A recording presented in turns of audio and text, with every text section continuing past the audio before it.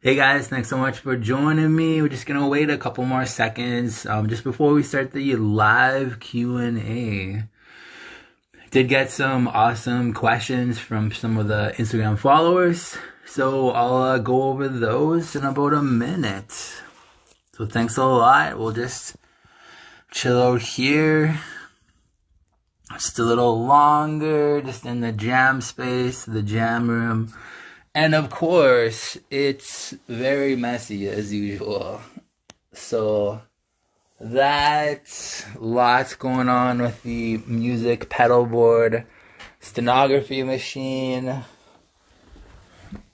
Just wait a little bit longer.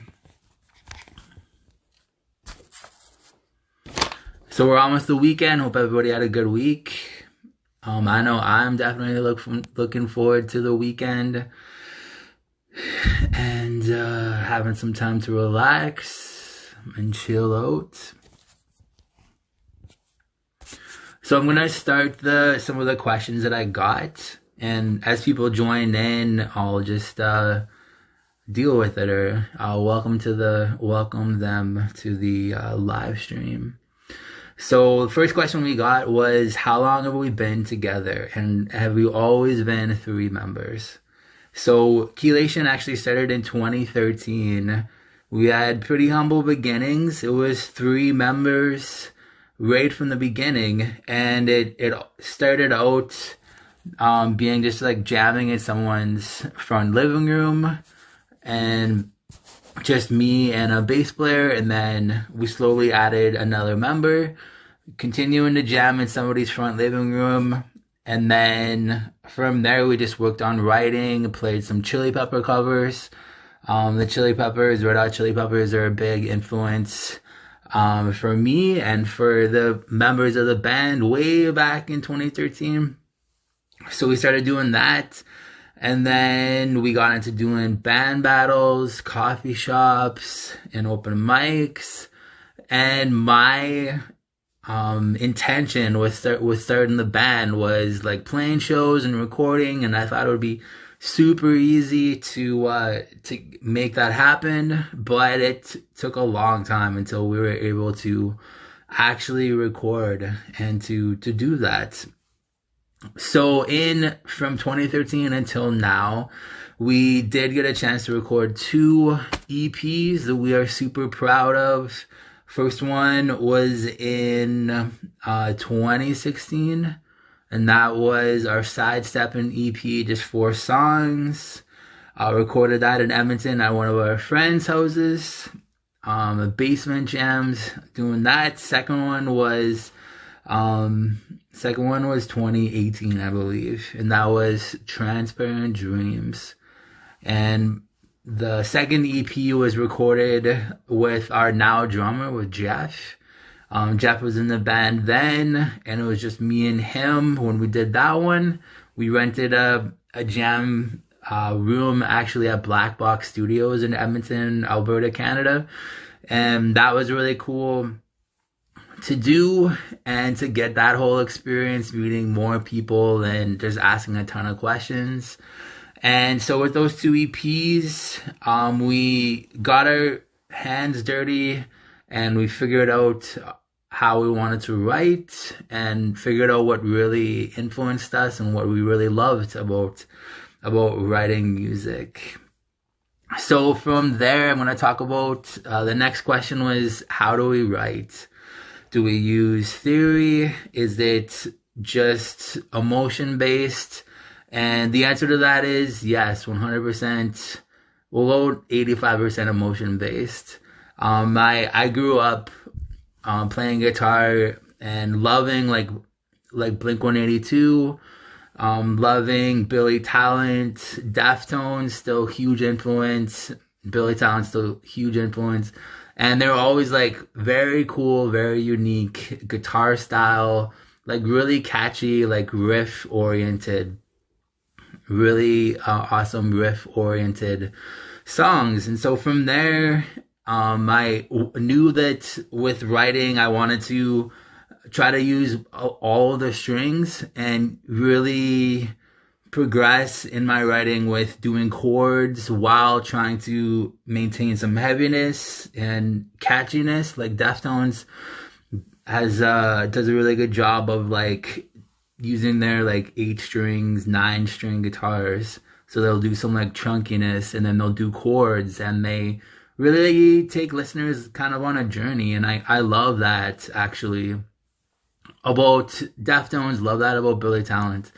And so I'll basically get in a room with my guitar and my amp on, and then I'll just be messing around for a couple minutes, and I'll get an idea in my head. And that's kind of where the ship kind of starts to take off. And I really love writing emotions from my emotions and then trying to portray that into the song. And it's taking me on like a crazy, crazy journey with really love being creative, loving being creative, and really, you know, feeling the positive effects of constantly creating and positive effects of being able to release negative stuff. Because you guys know life is hard. It's not always fair. It's not always easy.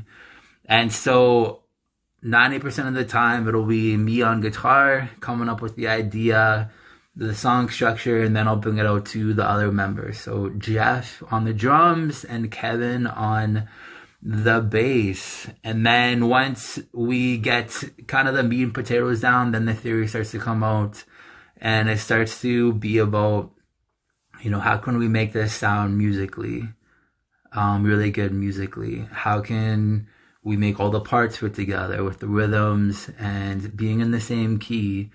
And for me, I'm always thinking like, how can I make this sound as huge as possible? How can I make the guitar sound like just crazy? Like it's just gonna punch people in the face as soon as they hear it. You know, musically and tone-wise, how can we make that happen? So I know I covered a whole bunch of stuff from there. Talking about music theory, I did go to music school, learn about 19th, 20th, and 21st century music theory in the classical sense. So that was really cool. That was 6 years at Concordia. Just getting a ton of experience singing in choirs. And one day I'm going to write a song with classical music theory. So like 11th chords and like chords and inversions and second inversions, and like break out some really cool, beautiful stuff. Where were we? So some more questions. Something else I love about playing guitar actually is you can make something ugly sound really beautiful on guitar. It doesn't have to be super technical. It doesn't have to be, you know, laced with music theory. I love that about writing and creating with the guitar. One of more of the questions here. So what topics do we usually write about? I didn't actually realize this for a while, but we did the 2 EPs looking at all the lyrics. And even some of these new tracks that are coming out, a lot of it is actually about like escaping and personal struggle. So it's like growing up, you know, a lot was happening. Grew up with a lot of responsibility, and I was always like, if only I could do this, you know, my life would be a little bit easier, or the stress would kind of go away. If only I could do this, escape to Mexico, and suddenly like start a new life, everything would be happy. I mean, as crazy as that might sound, that was my kind of mindset for a long time. Like, I need to escape, or this is crazy and I need to get out of here, and then my life will suddenly have an upswing. And I used to joke with people, be like, okay, if you don't hear from me for a couple months, Mexico, look for like Pablo, and that's gonna be my new name in Mexico if you don't hear from me. So yeah, I realized that escaping, personal struggle, getting away, and I really love writing music, writing lyrics that have imagery. So as I said, like emotion based, I like writing lyrics that portray an image to take people on, the listener, on a ride. So imagining what a dragon looks like, which is what Wicker Wings is talking about, dragons. Imagining, being kidnapped or trying to escape from something uncomfortable. That's what Grasping at Straws is about. I really gravitate towards that style of writing.